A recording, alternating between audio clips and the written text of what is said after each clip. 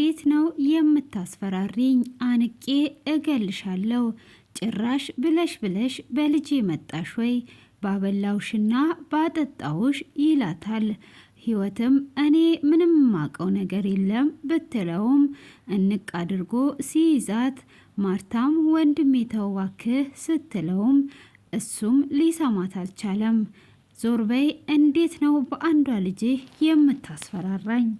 ለዚህ አሁንማ አለቃትም እያለ ይዟት ይገኛል። ሮቤልም ራሔልን እንደሚያፈቅራትና ጓደኛው እንደሆነች ሲናገር በጣም አሪፍ ነው፣ እንደዛ ከሆነማ ሁለታችሁም ጥሩ ጥንዶች ትወጣላችሁ በማለት ህይወት ተናዷለች።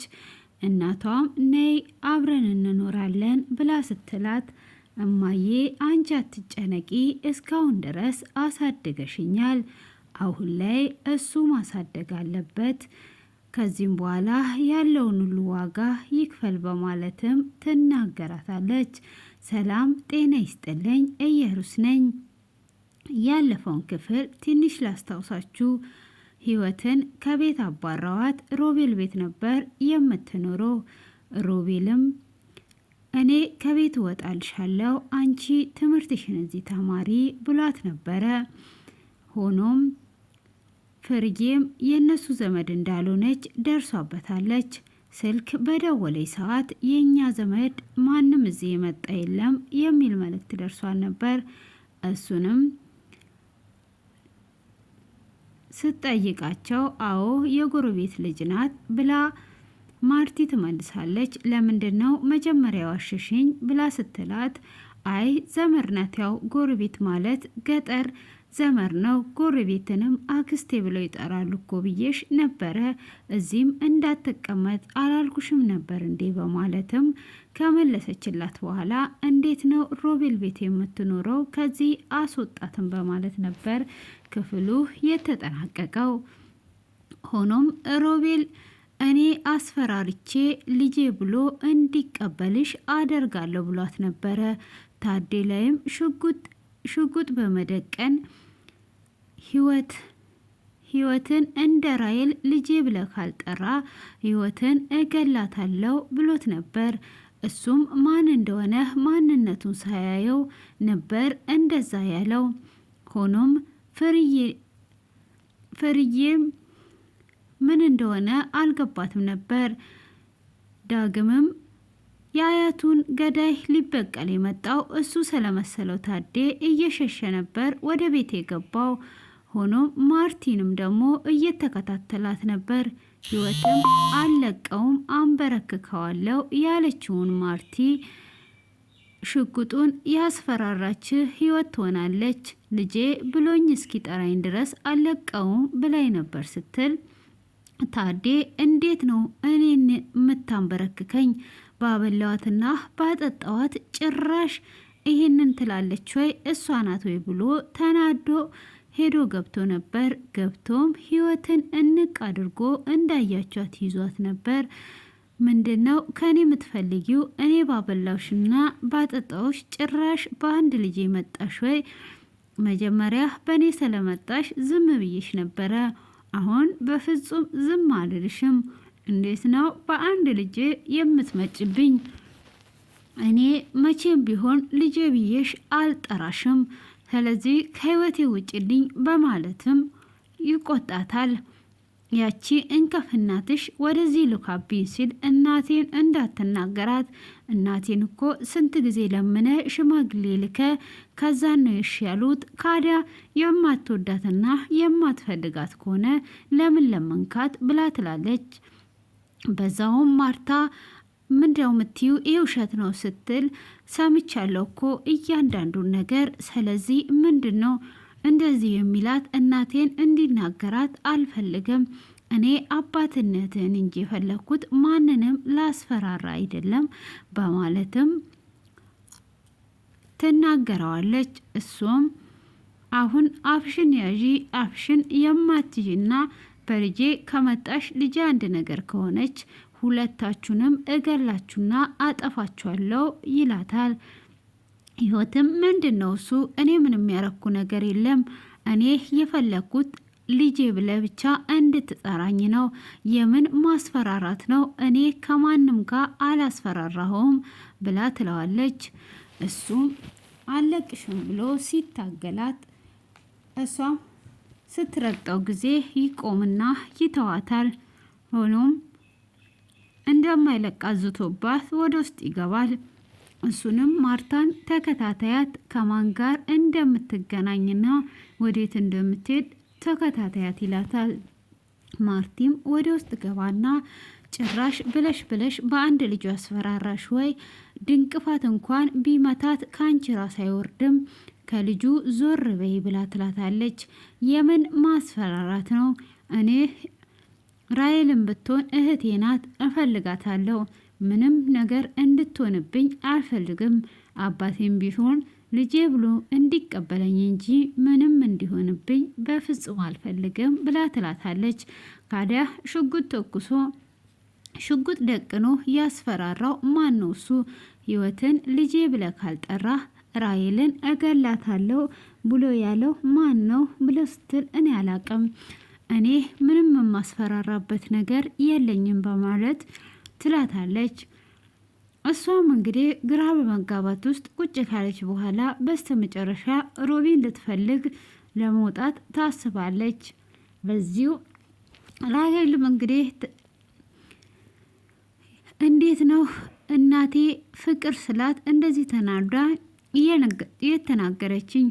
እናቴንማ ፍቅር ማስተማር አለብኝ እያለች የመጀመሪያውን እያስታወሰች ይህንን አባቴን እንጠይቀዋለሁ እና እናቴን ፍቅር እንዳለ አስተምራታለሁ እያለች ትገኛለች።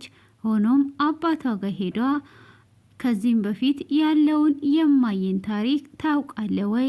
ፍቅረኛ ነበራት ወይ በማለት ትጠይቀዋለች። እናትሽ ጀግናና እንቁ ሴት ናት። ስለዚህ እንዳትበላሽባትና አዝነሽ እንዳታይ ስለፈለገች ነው እንጂ እንደዛ ገጥሟት አይደለም። ግን እኮ እናቴ ደስተኛ አይደለችም ስትናገር በንዴት ነው የተናገረችው።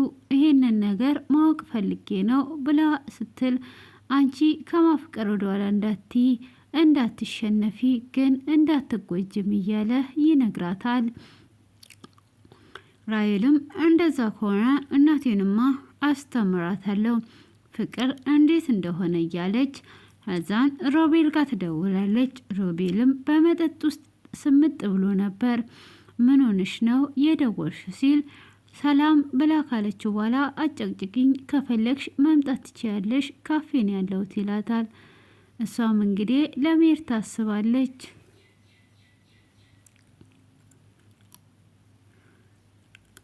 ሆኖም ህይወት ከቤት ወጥታ ወደ ሮቤል ጋር ትሄዳለች። ሮቤል ጋም እንደደረሰች እሱም እዚህ ምን ትሰራለህ? ለምንስ ነው የምትጠጣው? ብላ ትለዋለች። አንቺን ካየው ጊዜ ጀምሮ እየተናደርኩ የምታደርጊው ሁሉ እያናደደኝ ነው፣ ለዛ ነው የምጠጣው ብሎ ይላታል። በቃ በእኔ ሰበብ የምትጠጣ ከሆነ እኔ ዘመዶቼ ጋር መሄድ ይችላለሁ ብላ ትላለች። እስካሁን ድረስ ለምን አልሄድሽም? ዘመድ ካለሽ እና አነጋገርሽና ይሄ ሁኔታሽ እያናደደኝ ነው። እየጠጣውና እየሰከርኩ ያለሁት ደግሞ በአንቺ እንጂ መጠጥ አሰክረኝም ብሎ ይላታል። እኔ በእኔ ሰበብ እንድትጎዳ በፍጹም አልፈልግም። እኔ ዘመዶቼ ጋር መሄድ እችላለሁ፣ ግን አባቴን አንተ ነው ወይ ያስፈራራኸው? በማለት ትጠይቀዋለች። እሱም አዎ እኔ ነኝ ያስፈራራሁት ብሎ ይላታል። እንዴት ነው እንደዚህ የምታደርገው? እኔ የምልህ ለምን አሰማ ብላ ስትለው አንቺ ምን ነሽ? እናቴ ነሽ? እህቴ? ለምንድን ነው ምሰማሽ? እኔ ማድረግ ያለብኝን አድርግ ያለሁ ስላት ማሰማኝ ከሆነ እኔ አታደርግ የምልህን እንዳታደርግ ደግሞ ምስጢሬን ልትጠብቅልኝ ቃል ገብተህልኝ ነበር ብላ ትለዋለች። አንቺ ስታብጁ ታዲያ ምን ላደርግ ብሎ እያላትና እያወራት እያለ ራሔልም ስለተከታተለቻት ለታዴ ትደውልለትና ተከትያት ሄጄ ነበር፣ ሆኖም ያገኘችው ግን ሮቤልን ነው በማለትም ትመልስለታለች። እሱም እንደዛ ከሆነ ከዚህም በኋላ ደግሞ ወጥታ የምትሄድበትና የምትደርስበት ተከታታያት ይላታል። እሺ በማለትም እንግዲህ ሮቤልም ቁጭ ብሎ ባለበት የራይል ፍቅረኛ ይመጣል። የራይልም ፍቅረኛ ይመጣና ራይልን ታፈቅራታለህ ወይ ብሎ ይጠይቀዋል። እሱም አዎ አፈቅራታለሁ፣ ፍቅር ጀምረናል ብሎ ይለዋል። መቼ ሲለው የዛሬ 3 ቀን በፊት ጀምረናልና ስለዚህ አፈቅራታለሁ፣ እወዳታለሁ ብሎ ይነግረዋል። ህይወትም እንግዲህ ስለምታፈቅረው ትናደድና ጥሩ ነው፣ አሪፍ ነው፣ ደስ ይላል፣ እናንተ ሁለታችሁም ጥሩ ጥንዶች ይወጣሃል፣ መልካም ቆይታ ብላ ጥላው ትሄዳለች። የራይልም ፍቅረኛ እውነት ታፈቅራታለህ ወይ? በፍጹም አታፈቅራትም፣ አትዋሽ፣ በፍቅሬ ላይ አትጫወትብኝ፣ ለምንድን ነው እንደዚህ የምታደርገው ብሎ ይለዋል። ካልሆነም እኔ አልለቅህም፣ አንተ ማታፈቅራት ከሆነ በኋላ ላይ ግን የማይሆን ነገር ውስጥ ከምትገባ አሁኑኑ ተውልኝ ይለዋል። በፍጹም አልተው፣ አፈቅራታለሁ፣ እሷ ትመርጣለች የምታፈቅረውን ወይን ወደምታፈቅረው ትሄዳለች ብሎ ይለዋል። በፍጹም አልለቅም በማለትም የራይልን ፍቅረኛ እየተናደደ ይሄዳል። ዳጊ እንግዲህ አሁን ጋር ከትጊ ጋር ፍቅረኛሞች ሆነዋል። እሷም ፍቅር ማለት ይሄ ነው ወይ? እንዴት ነው ለሱ ብዬ ነው ወይ እንደዚህ እያማርኩና እየተኳኳልኩ ያለሁት እያለች እሱ ይመጣል። እንደምታምርና ቆንጆ እንደሆነችም እየነገራት ከዚህም በፊት ፍቅር ይዞ ያውቃል ወይ ብላ ስትጠይቀው አረ በፍጹም ይዞኛ አያውቅም ብሎም እየነገራት ነበረ። አሁን እንውጣ ሲላት አሁንማ እንድንዞር አላንቃቃሽም፣ የሆነ ቦታ ወስጄሽ ካፌ ላይ ቁጭ እንላለን ብሎ ይላታል።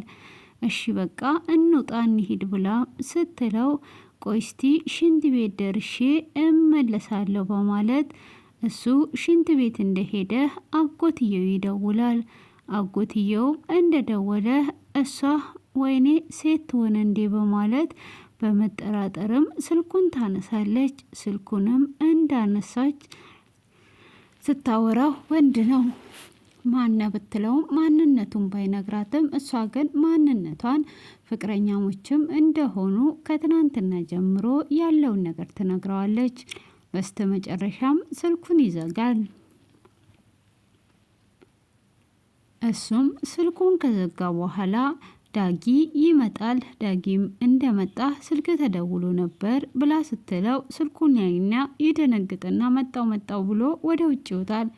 ውጭም እንደወጣ አጎትየው ጋር ይደውላል። አጎቴ እንዴት ደውለ ነበር ወይ? መጸዳጃ ነበርኩኝ በማለት ሲለው አዎ ደውዬ ነበር ብሎ ግን እንዳናገራትም ሳይነግረው ምን አደረስክ? ጉዳዩን እስካሁን ድረስ ምን ላይ ደርሰሃል? ብሎ ይለዋል። አሁን እጨርሳለሁኝ፣ እሷን ለመግደል ለኔ ቀላል ነው፣ ስለምታፈቅረኝ በመርዝ አርጌ ስለምታምነኝ መርዤ ገላታለሁ፣ አንተ ግን አታጣርፈኝ፣ እኔ ካላማዬ ዞር አልልም ሲለው እስካሁን ድረስ ምን ያደረግከው ነገር አለ? በማለትም ይናገረዋል። እሱም እንግዲህ አንድ ሁለት እየተባባሉ እየተነጋገሩ ይገኛሉ። ሆኖም ቲጂ ከኋላ መታ እየሰማችሁ ነበረ። ምንድነው እየሰማሹ? በማለት ቲጂ ላይ ይጮውባታል። አይ እኔ እኮ ስትጮው ነው የመጣሁት፣ ምንም የሰማሁትም ነገር የለም ብላ ብትለውም አረ ሰምተሻል፣ ምንም ያልሰማሹ ነገር የለም ሲላት በቁጣ ያጠረገርጋታል። እሷም እሺ በቃ ብለው ወደ ውስጥ ይመለሳሉ። እንግዲህ ህይወትም ያንን ከተናገረችው በኋላ ግራ በመጋባትና እያለቀሰች በመንገድ ላይ እየሄደች ነበረ። አሁንም ማርቲ ትደውልና ህይወት ከዛ ወጥታለች በማለት ትነግረዋለች። እና ወዴት እየሄደች ነው ብሎ ሲላት ወደ ቤቷ እየሄደች ነው በማለት ስትለው በተከታታያት የምትደርስበት ቦታ ትነግርኝና ታሳውቂኛለሽ በማለትም ይናገራታል። እሷም እሺ በማለት እንግዲህ እየተከታተለቻት ትገኛለች።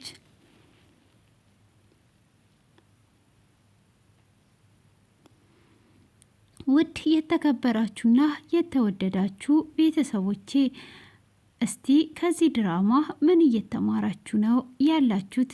በኮሜንት ላይ አስተያየታችሁን እንድትገልጹና እንግዲህ ህይወት በአጋጣሚ ታዴ የህይወትን እናት ለማግባት ሽማግሌ ልኮ በትክክለኛ በትዳር ለመጣመድ ሽማግሌዎች ከገቡና እነሱም ግንኙነት ካደረጉም በኋላ ታዴ እንግዲህ ሁሉን ነገር ከጨረሰ ከተማ በመምጣት ፍርዬን ያገባታል። ከፍርዬም ራሔልን ወልዷል እና ህይወትን በፍጹም ልጅ አይደለሽም፣ አልፈልግሽም እያለ እንግዲህ እንቅ እያደረገ ሁሉ እገልሻለሁ፣ ለራሔል ግን ራሴን እሰጣለሁ አንድ ነገር ብትሆን እያለ ይሄን ያህል እያስፈራራት ነው።